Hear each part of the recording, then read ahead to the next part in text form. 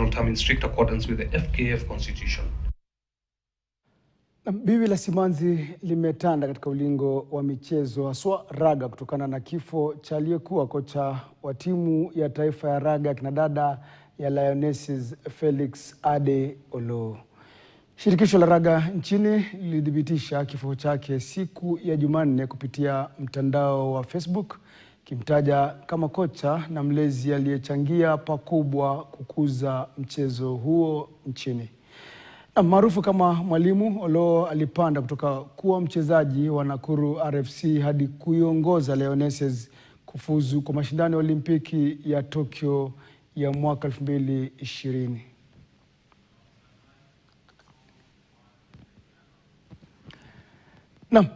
Tutoke katika masala ya raga, tuende katika ligi kuu ya taifa nchini. Ratiba hii ni ya Jumatano, manake Bandari watakuwa kwa nyumbani dhidi ya Posta Rangers katika mchuano wa ligi kuu ya taifa hapo kesho. Ratiba